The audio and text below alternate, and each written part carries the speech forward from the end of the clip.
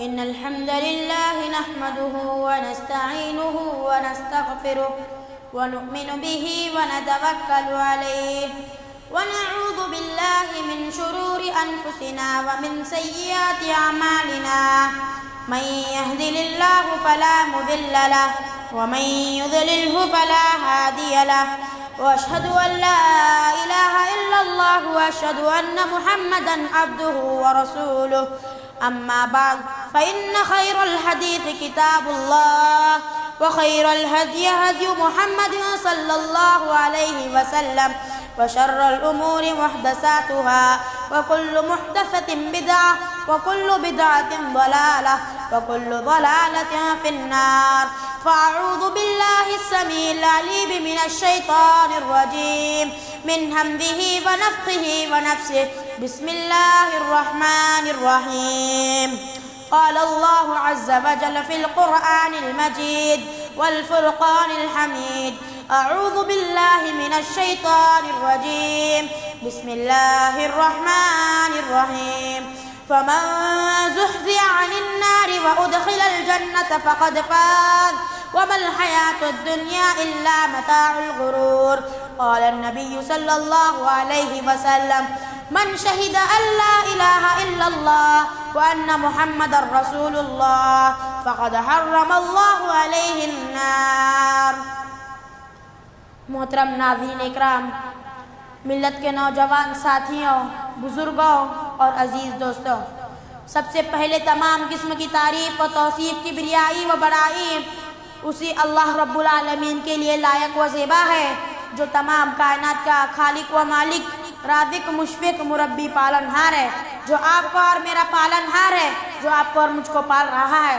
اگر اس اللہ رب العالمین کی اگر ہم تعریف لکھنے کے لیے ساتوں سمندر کے پانی کو شہائی بنا لے، دنیا کے تمام درختوں کو قلم بنا لے اور زمین اور آسمان کو ورق بنا کر اس اللہ رب العالمین کی تعریف لکھنے کے لیے بیٹھ جائیں گے تو دنیا کا سارا پانی ختم ہو جائے گا، شہائی ختم ہو جائے گی، دنیا کے سارے درخت ختم ہو جائیں گے، زمین اور آسمان بھر جائے گا، لیکن میرے رب العالمین کی کبھی بھی پوری مکمل تعریف بیان نہیں ہو پائے گی. اس کے بعد بادہا لاکہا کروڑہا درود و سلام کی بارش ہو تمام انبیاء کرام علیہم السلام پر قیامت کی صبح تک، بالخصوص عموماً سید الانبیاء، سید المرسلین، آمینہ کے لال، خدیجہ کے شوہر، فاطمہ کے ابو، عائشہ کے سردار جناب عربی محمد الرسول اللہ صلی اللہ علیہ وسلم پر، جن کے ذریعے ہمیں اسلام جیسی عظیم دولت ملی. اللہم صلی علی محمد وعلی آل محمد کما صلیت علی ابراہیم وعلی آل ابراہیم انکا حمید مجید. اللہم بارک علی محمد وعلی آل محمد کما بارکت علی ابراہیم وعلی آل ابراہیم انکا حمید مجید. محترم حضرات، ہر مسلمان اس بات کی تمنا اور دعا کرتا ہے کہ قیامت کے دن، فیصلے کے دن اللہ رب العالمین اسے جہنم سے نجات دے کر جنت میں داخل کر دے، اور ہر مسلمان اس سے ہمکنار ہونا چاہتا ہے. اللہ تعالیٰ فرماتا ہے فَمَن زُحْزِحَ عَنِ النَّارِ وَأُدْخِلَ الْجَنَّةَ فَقَدْ فَازَ وَمَا الْحَيَاةُ الدُّنْيَا إِلَّا مَتَاعُ الْغُرُورِ. اور جو شخص کو قیامت کے دن جہنم سے دور اور جنت میں داخل کر دیا جائے گا وہی شخص کامیاب ہوگا.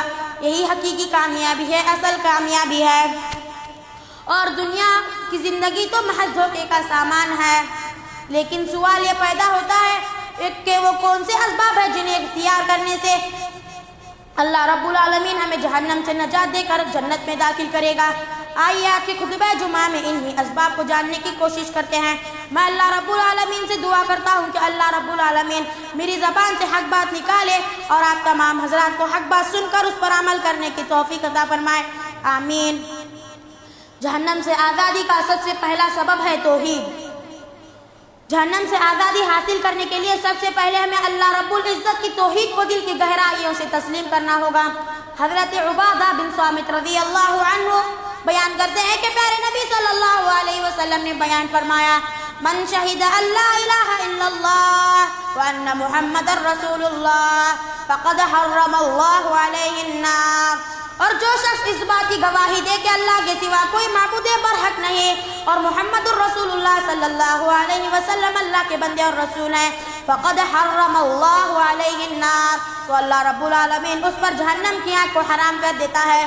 اور حضرت عمر بن خطاب رضی اللہ عنہ بیان کرتے ہیں کہ میں ایک ایسا کلمہ جانتا ہوں، اگر کوئی بندہ اس کو دل کی گہرائیوں سے تسلیم کر لے، اس کو مان لے، تو اس کی موت اسی پر آ جائے تو وہ بھی جہنم سے نجات حاصل کر پائے گا اور جنت میں داخل کر دیا جائے گا۔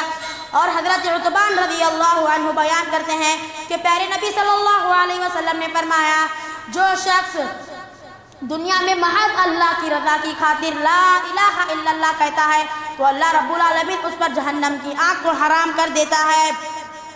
اور پیارے نبی صلی اللہ علیہ وسلم نے فرمایا، اللہ تعالیٰ جو شخص توحید پر قائم رہتے ہیں، ان کی موت صرف توحید پر ہی آتی ہے، تو ان پر بھی اللہ رب العالمین نے جہنم کی آگ کو حرام کر دیا ہے۔ ان احادیث سے معلوم ہوا، یہ ثابت ہوا کہ توحید باری تعالیٰ کو دل کی گہرائیوں سے تسلیم کرنا، دل کی گہرائیوں سے اقرار کرنا ایک بہت بڑا عمل ہے۔ اگر کوئی شخص اس کو دل کی گہرائیوں سے اقرار کر دیتا ہے تو اللہ رب العالمین اس پر جہنم کی آگ کو حرام کر دیتا ہے۔ جیسا کہ حضرت جابر رضی اللہ عنہ بیان کرتے ہیں کہ پیارے نبی صلی اللہ علیہ وسلم کے پاس ایک شخص آیا اور کہنے لگا، اے اللہ کے نبی صلی اللہ علیہ وسلم، آپ مجھے دو واجب کر دینے والی چیزیں بتا دیں۔ تو پیارے نبی صلی اللہ علیہ وسلم نے بیان فرمایا، من مات لا یشرک باللہ شیئا دخل الجنہ ومن مات یشرک بہ شیئا دخل النار۔ جو شخص اللہ تعالیٰ کو اس حالت میں ملے کہ وہ اللہ کے ساتھ کسی کو شریک نہیں ٹھہراتا تھا تو وہ جنت میں داخل کر دیا جائے گا، اور جو بھی شخص اللہ تعالیٰ کو اس حالت میں ملے کہ وہ اللہ کے ساتھ کسی کو شریک ٹھہراتا تھا تو وہ جہنم میں داخل کر دیا جائے گا۔ توحید کی ضد شرک ہے، اور شرک جہنم میں داخل ہونے کا سبب بن سکتا ہے۔ توحید اور شرک دو متضاد چیزیں ہیں جو کسی بھی ایک شخص میں جمع نہیں ہو سکتے۔ یہ دونوں اپوزٹ چیزیں ہیں جو کہ کسی ایک شخص میں جمع نہیں ہو سکتے۔ اگر کسی شخص میں شرک ہے تو اس میں توحید نہیں ہوگا، اور کسی شخص میں اگر توحید ہے اس میں شرک نہیں ہوگا۔ اللہ کے رسول صلی اللہ علیہ وسلم بیان فرماتے ہیں، اگر کوئی شخص توحید خالص کو مانتا ہے تو وہ شرک سے بچنے والا ہوگا، اور جو کوئی بھی شخص شرک کو مانتا ہے تو وہ توحید سے عاری ہو گیا، انجام ہو گیا، وہ بھٹک گیا۔ انجام کے اعتبار سے دونوں الگ الگ چیزیں ہیں۔ توحید کو ماننے والوں کا انجام جنت ہے، اور شرک کو ماننے والوں کا انجام جہنم ہے۔ اللہ رب العالمین اپنے قرآن مجید میں فرماتا ہے، اِنَّهُ مَن يُشْرِكْ بِاللَّهِ فَقَدْ حَرَّمَ اللَّهُ عَلَيْهِ النَّارَ وَمَأْوَاهُ النَّارُ۔ اور یقین کر لو کہ جو شخص اللہ کے ساتھ دنیا میں کسی کو شریک ٹھہراتا تھا تو اللہ رب العالمین نے اس پر جنت کو حرام کر دیا ہے۔ اِنَّهُ مَن يُشْرِكْ بِاللَّهِ فَقَدْ حَرَّمَ اللَّهُ عَلَيْهِ الْجَنَّةَ، اس پر جنت کو حرام کر دیا ہے۔ وَمَأْوَاهُ النَّارُ، اور اس کا ٹھکانہ صرف اور صرف جہنم ہی ہے۔ یہ کہ جہنم سے آزادی کا پہلا سبب۔ اب دوسرا سبب سنتے ہیں۔ دوسرا سبب ہے اخلاص۔ جہنم سے آزادی حاصل کرنے کا دوسرا سبب ہے اخلاص۔ اخلاص کے معنی ہے ہر عبادت تو خالصت اللہ رضا کے لیے، اللہ کی رضا کے لیے سر انجام دینا، اللہ کی رضا کے لیے انجام دینا ہے، اور ریاکاری اور دکھلاؤ سے بچنا ہے۔ پیارے نبی صلی اللہ علیہ وسلم نے بیان فرمایا، جو شخص قیامت کے روز اللہ تعالیٰ کو اس حالت میں ملے کہ اس نے خالصت اللہ کی رضا کے لیے اس بات کی گواہی دی تھی کہ اللہ کے سوا کوئی معبود برحق نہیں، اور محمد الرسول اللہ صلی اللہ علیہ وسلم اللہ کے بندے اور رسول ہیں، تو اللہ تعالیٰ اس پر جہنم کی آگ کو حرام کر دیتا ہے۔ بلکہ اخلاص کے برعکس ریاکاری، دکھلاؤ، تعریف سننے کی خواہش، یہ سب چیزیں ہمیں جہنم میں داخل کر دینے والی ہیں۔ چنانچہ اللہ کے نبی صلی اللہ علیہ وسلم نے فرمایا، قیامت کے دن سب سے پہلے جہنم میں 3 لوگوں کو داخل کر دیا جائے گا۔ وہ 3 کون لوگ ہوں گے؟ حضرت ابو ہریرہ رضی اللہ عنہ حدیث راوی ہیں، وہ بیان کرتے ہیں کہ پیارے نبی صلی اللہ علیہ وسلم نے بیان فرمایا، قیامت کے دن، فیصلے کے دن سب سے پہلے 3 لوگوں کو جہنم میں داخل کر دیا جائے گا۔ ان میں سے سب سے پہلا شہید ہوگا۔ آپ سوچ رہے ہوں گے شہید کو اللہ تعالیٰ جہنم میں کیوں داخل کرے گا؟ وہ تو محض اللہ کی رضا کے لیے شہید ہوا تھا۔ اللہ تعالیٰ اسے بارگاہ الہی میں پیش کرنے کے لیے کہے گا، اسے بارگاہ الہی میں پیش کیا جائے گا، تو اللہ تعالیٰ اسے اس کی نعمتیں یاد دلائے گا، وہ ان نعمتوں کا اقرار کر لے گا، وہ بندہ ان نعمتوں کو مان لے گا، تو اللہ رب العالمین اس سے کہے گا، تو نے ان نعمتوں کا کیا کیا؟ تو بندہ کہے گا، اے اللہ میں تیری رضا کے لیے شہید ہوا، مارا گیا، قتل کیا گیا۔ تو اللہ رب العالمین کہے گا، تو جھوٹ بول رہا ہے، تو اسی لیے قتل کیا گیا، تو اسی لیے شہید ہوا کہ لوگ تجھے جرت مند کہیں، شہید ہونے والا کہیں۔ چنانچہ یہ مل گیا، اللہ رب العالمین کہے گا تجھے دنیا میں سب تیری تعریف کرنے لگے، اب تیرا ٹھکانہ صرف اور صرف جہنم ہے۔ اللہ رب العالمین اپنے فرشتوں سے کہے گا اسے منہ کے بل گھسیٹ کر جہنم میں لے کر جا کر پھینکو، اور دوسرا آدمی قیامت کے دن لایا جائے گا جو کہ عالم دین تھا، قرآن کا قاری تھا، حافظ تھا۔ اللہ رب العالمین اسے اپنی نعمتیں یاد دلائے گا، وہ ان نعمتوں کا اقرار کر لے گا۔ پھر اللہ رب العالمین اس سے پوچھے گا تو نے نعمتوں کا کیا کیا؟ تو وہ بندہ کہے گا اے اللہ میں نے لوگوں کو دین کی تعلیم دی، قرآن کو رات بھر لوگوں کو سنایا، تراویح پڑھائی، اچھی آواز میں قرآن کا قاری بن کر لوگوں کو قرآن سنایا، دین کی دعوت دی، دین کی تعلیم دی۔ تو اللہ رب العالمین کہے گا تو جھوٹ بول رہا ہے، تو اسی لیے قرآن کا قاری بنا، عالم دین بنا کہ لوگ تجھے بڑا عالم کہیں، بڑا مفتی کہیں، بڑا قاری کہیں، تجھے دنیا میں چنانچہ یہ سب مل گیا، تیری تعریف لوگوں نے کی۔ تو اللہ رب العالمین کہے گا اسے بھی منہ کے بل گھسیٹ کر جہنم میں لے کر جاؤ، اور تیسرا آدمی جو جہنم میں جائے گا قیامت کے دن، اسے بھی اللہ تعالیٰ بارگاہ الہی میں پیش کرنے کے لیے کہے گا، اسے بھی بارگاہ الہی میں پیش کیا جائے گا۔ اللہ تعالیٰ وہ بہت بڑا مالدار تھا، دنیا کی نعمت، ہر نعمت اللہ تعالیٰ نے اسے دے رکھی تھی، دنیا کی کوئی نعمت ایسی نہیں تھی جو اس کے پاس نہیں تھی، یعنی دنیا کی ہر ایک چیز اس کے پاس موجود تھی۔ اللہ رب العالمین نے اسے بہت بڑا مالدار بنایا تھا۔ اللہ تعالیٰ اسے اس کی نعمتیں یاد دلائے گا، وہ ان نعمتوں کا اقرار کر لے گا۔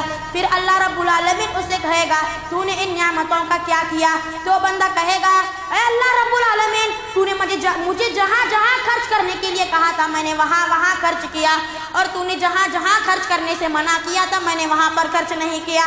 اللہ رب العالمین کہے گا تو جھوٹ بول رہا ہے، تو جھوٹ بول رہا ہے، تو اسی لیے مال کو خرچ کیا کہ لوگ تجھے بڑا سخی کہے، خرچ کرنے والا کہے، مالدار کہے، چنانچہ تجھے دنیا میں یہ سب مل گیا، اب تجھے منہ کے بل گھسیٹ کر جہنم میں لے کر جا کر پھینکیں گے۔ اللہ تعالیٰ اپنے فرشتوں سے کہے گا اے فرشتوں اسے بھی منہ کے بل گھسیٹ کر جہنم میں لے کر جاؤ۔ یہ تھے جہنم سے آزادی کے دو اسباب۔ اب تیسرا سبب سنتے ہیں۔ تیسرا اسباب ہے دعا۔ جہنم سے آزادی حاصل کرنے کا تیسرا سبب ہے دعا۔ ہمیں اللہ رب العالمین سے دعا کرنی چاہیے کہ اللہ رب العالمین تو ہمیں عذاب جہنم سے اپنی پناہ میں رکھ کر عذاب جہنم سے بچا۔ عباد الرحمن کی صفت میں سے ایک صفت اللہ رب العالمین یوں بیان فرماتا ہے والذین یقولون ربنا صرف عنا عذاب جہنم ان عذابها کان غراما انها ساءت مستقرا ومقاما۔ اور جو یہ دعا کرتے ہیں کہ اے ہمارے رب ہمیں عذاب جہنم سے پرے رکھ، کیونکہ اس کا عذاب چمٹ جانے والا ہے، اور بے شک جہنم ٹھہرنے اور رہنے کے لحاظ سے سب سے بدترین جگہ ہے۔ لہذا رحمان کے بندوں کو چاہیے کہ وہ اللہ تعالیٰ سے دعا کرتے رہیں کہ اے اللہ تو ہمیں عذاب جہنم سے بچا، جہنم سے تیری پناہ ملے۔ آئیے اس حدیث کی ایک فضیلت بیان کرتے ہیں۔ اس چیز کی اللہ کے نبی بیان فرماتے ہیں، حضرت انس رضی اللہ عنہ راوی حدیث ہے، وہ بیان کرتے ہیں کہ پیارے نبی صلی اللہ علیہ وسلم نے ارشاد فرمایا جو شخص قیامت کے دن اللہ رب العالمین سے 3 مرتبہ جنت کا سوال کرتا ہے تو جنت خود کہتی ہے اے اللہ تو اس شخص کو میرے اندر داخل فرما دے، میرے اندر داخل کر دے۔ اور جو کوئی بھی شخص اللہ رب العالمین سے 3 مرتبہ جہنم سے پناہ طلب کرتا ہے تو جہنم خود کہتی ہے اے اللہ تو اس کو مجھ میں داخل مت کرنا، اس بندے کو میرے سے پناہ دے دے۔ جہنم اس کے خود دعا کرنے والے کے لیے کہتی ہے۔ میں آپ کے سامنے پیارے نبی صلی اللہ علیہ وسلم کا نمونہ سامنے رکھنا چاہتا ہوں جو کہ خود بھی جہنم سے پناہ طلب کرتے تھے اور اپنے صحابہ کرام رضی اللہ عنہم اجمعین کو بھی اس کی تعلیم دیتے تھے۔ حضرت عبداللہ بن عباس رضی اللہ عنہ بیان کرتے ہیں، وہ راوی ہیں کہ رسول اکرم صلی اللہ علیہ وسلم جہنم کے عذاب کی دعا خود بھی پڑھتے، خود بھی اس کی پناہ طلب کرتے اور اپنے صحابہ کرام رضی اللہ عنہم اجمعین کو بھی اس طرح سکھلاتے کہ آپ انہیں کوئی قرآن کی سورت سکھلا رہے ہیں۔ آئیے ہم بھی وہ دعا کیا ہے جان لیتے ہیں۔ وہ دعا ہے اللہم انی اعوذ بک من عذاب القبر ومن عذاب جہنم ومن فتنة المسیح الدجال ومن فتنة المحیا والممات۔ اے ہمارے رب ہمیں عذاب جہنم سے بچا، اے ہمارے رب ہمیں عذاب قبر سے بچا، عذاب جہنم سے بچا، اے ہمارے رب ہمیں مسیح الدجال کے فتنے سے بچا، اے ہمارے رب ہمیں زندگی اور موت کے فتنے سے بچا۔ پیارے نبی صلی اللہ علیہ وسلم یہ دعا پڑھ کر اللہ سے پناہ طلب کرتے۔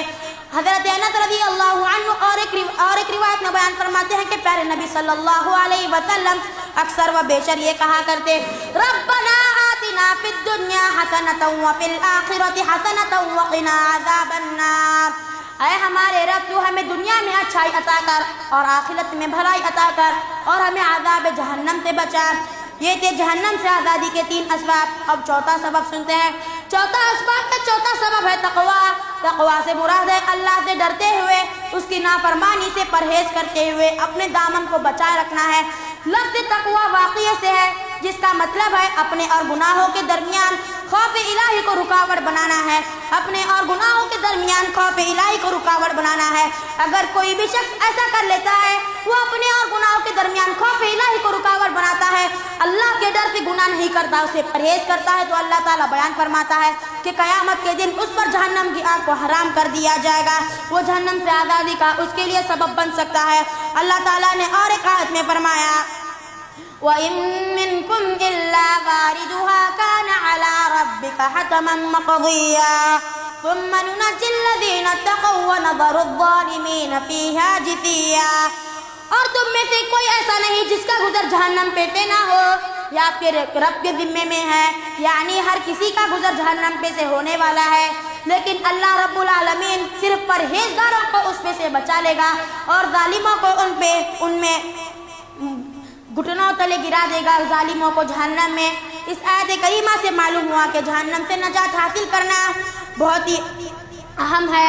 ویسے لوگ بہت کم ہیں جو جہنم سے نجات حاصل کر پاتے ہیں۔ وہ لوگ وہی ہوں گے جو اللہ کے ڈر سے اپنے گناہوں سے بچتے ہیں، اپنے گناہوں کے درمیان خوف الہی کو ڈالتے ہیں۔ حضرت ابو ہریرہ رضی اللہ عنہ بیان کرتے ہیں کہ پیارے نبی صلی اللہ علیہ وسلم کو لوگوں نے پوچھا، اے اللہ کے نبی، آپ بتا دیجئے کہ لوگوں کو سب سے زیادہ کون سی چیز جنت میں داخل کرے گی؟ تو پیارے نبی صلی اللہ علیہ وسلم نے بیان فرمایا، تقوی اللہ و حسن الخلق، اللہ کا ڈر اور اچھے اخلاق۔ پھر ایک مرتبہ پیارے نبی صلی اللہ علیہ وسلم سے پوچھا گیا، اے اللہ کے نبی، لوگوں کو سب سے زیادہ جہنم میں کون سی چیز داخل کرے گی؟ تو پیارے نبی صلی اللہ علیہ وسلم نے بیان فرمایا، الفم والفرج، منہ اور شرمگاہ، کیونکہ انہی تو اعضاء سے زیادہ تر گناہ ہوتے ہیں، اسی لیے پیارے نبی صلی اللہ علیہ وسلم نے انہیں جہنم میں لے جانے والے اعضاء قرار دیا ہے۔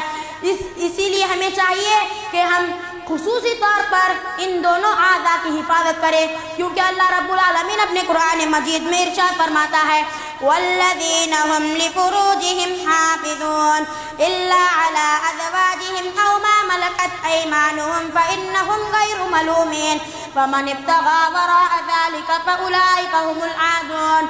تم اپنے منہ سے گالی گلوچ، فحش، بد زبانی نہ نکالو اور اپنے منہ سے حلال کھاؤ اور پیو۔ اللہ تعالیٰ اور ایک آیت میں فرماتا ہے، وہی آیت میں آگے فرماتا ہے، والذین هم لفروجهم حافظون الا على ازواجهم او ما ملكت ايمانهم فانهم غير ملومين فمن ابتغى وراء ذلك فاولئك هم العادون۔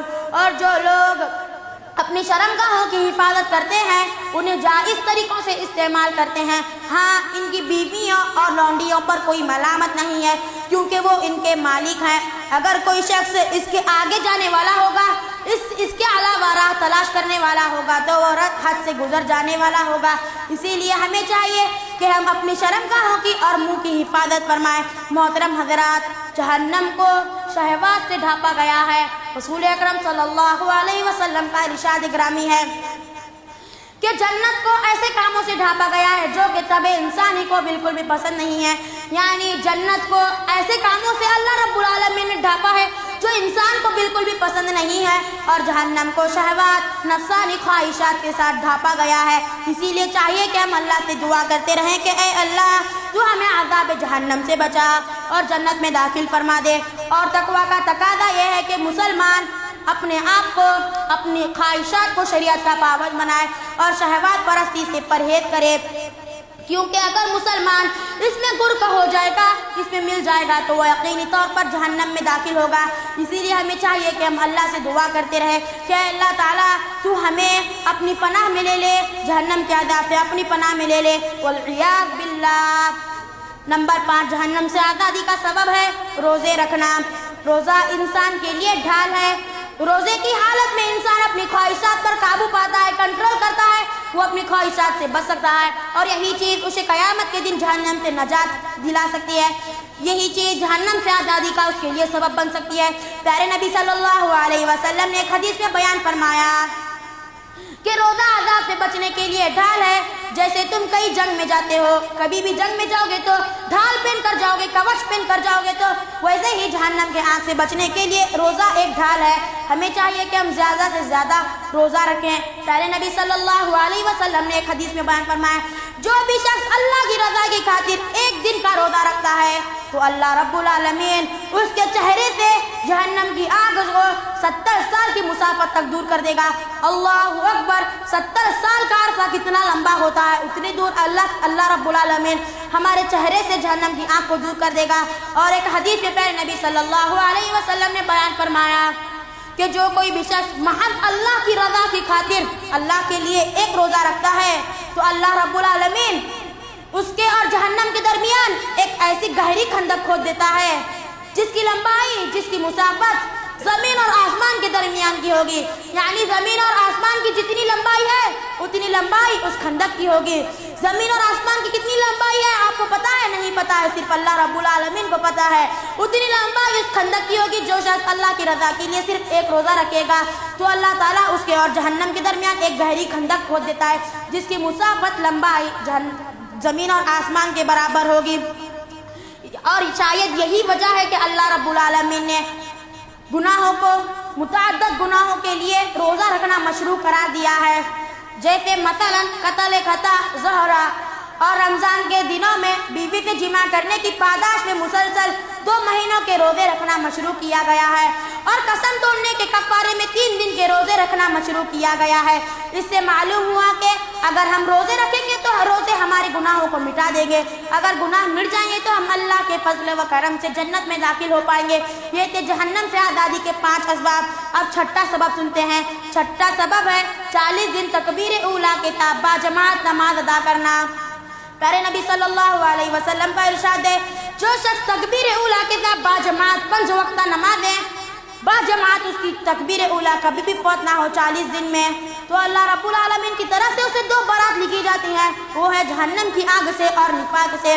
اور ایک حدیث میں پیارے نبی صلی اللہ علیہ وسلم نے بیان فرمایا جو کوئی بھی شخص 40 دن تک 5 وقتہ نمازیں باجماعت تکبیر اولیٰ کی ساتھ پڑھتا ہے تو یہ اس کے لیے بہت بڑا عمل ہے۔ اس عرصے کی نمازوں تو 200 ہو سکتی ہیں، یوں سمجھ لیجئے جنت کی طرف 200 قدم اور جہنم سے دور 200 قدم۔ اللہ تعالیٰ جنت کی طرف 200 قدم کر دے گا، جنت کی طرف 200 قدم کر دے گا، اور اللہ رب العالمین ہمیں معاف فرما دے گا اگر ہم 40 دن کی نماز تکبیر اولیٰ کے ساتھ پڑھیں گے۔ تو یہ سودا بالکل بھی مہنگا نہیں ہے۔ اگر ہمیں 40 دن تکبیر اولیٰ کے ساتھ نماز پڑھنے سے جنت سے آزادی کا پروانہ مل رہا ہے تو یہ سودا بالکل بھی مہنگا نہیں ہے۔ آج سے عزم کریں کہ انشاءاللہ یہ عمل ضرور کریں گے انشاءاللہ۔ اب 7واں سبب سنتے ہیں جہنم سے آزادی کا، وہ ہے فجر و عصر کی نماز کو ہمیشہ باجماعت ادا کرتے رہنا ہے۔ یوں تو ہر نماز کو 5 وقت نمازوں کو باجماعت ادا کرنا ہے، لیکن فجر و عصر کی اہمیت پیارے نبی صلی اللہ علیہ وسلم نے زیادہ بتائی ہے۔ پیارے نبی صلی اللہ علیہ وسلم کی ایک حدیث ہے جس میں پیارے نبی صلی اللہ علیہ وسلم نے بیان فرمایا جو شخص طلوع آفتاب سے پہلے فجر کی نماز اور غروب آفتاب سے پہلے نماز عصر کو پڑھتا ہے تو وہ جہنم میں ہرگز داخل نہیں ہوگا۔ اور حضرت ابو موسیٰ اشعری رضی اللہ عنہ بیان کرتے ہیں کہ پیارے نبی صلی اللہ علیہ وسلم نے بیان فرمایا وہ شخص جنت میں داخل ہوگا جو ٹھنڈی نمازیں یعنی نماز فجر اور نماز عصر پڑھے گا۔ یہ نمازیں تو 2 ہی ہیں مگر ان کا ثواب بہت زیادہ ہے۔ فجر کی نماز کی اور عشاء کی نماز کی بھی اہمیت بہت زیادہ ہے۔ ایک حدیث کے ذریعے میں آپ کے سامنے رکھنا چاہتا ہوں من صلی العشاء فی جماعت فکأنما قام نصف اللیل ومن صلی الفجر فی جماعت فکأنما صلی اللیل کلہ۔ جو شخص نماز عشاء کو باجماعت ادا کرتا ہے اسی آدھی رات قیام کرنے کا ثواب ملتا ہے۔ صرف ایک نماز سے باجماعت ادا کرنے پر آدھی رات نماز پڑھنے کا ثواب ملتا ہے۔ اور جو کوئی بھی شخص فجر کی نماز کو باجماعت ادا کرتا ہے تو اسے پوری رات قیام کرنے کا ثواب ملتا ہے۔ اللہ اکبر، اللہ تعالیٰ نے صرف 2 نمازوں میں ہمیں اتنی بڑی نیکیاں دی ہیں کہ ہم ایک نماز کو باجماعت پڑھیں گے فجر کو تو اللہ پوری رات قیام کرنے کا ثواب دے رہا ہے، اور اگر عصر کی نماز کو باجماعت پڑھیں گے تو اللہ رب العالمین ہمیں آدھی رات قیام کرنے کا ثواب دے رہا ہے۔ ہمیں چاہیے کہ ہم زیادہ سے زیادہ نمازوں کو باجماعت کے ساتھ تکبیر اولیٰ کے ساتھ پڑھتے رہیں، اور اللہ رب العالمین نے اپنے قرآن مجید میں خصوصی طور پر نماز عصر کا ذکر لیا ہے، کہا ہے کہ تم اس نماز کو بالکل بھی مت چھوڑنا کیونکہ اللہ کے نزدیک سب سے محبوب ہے۔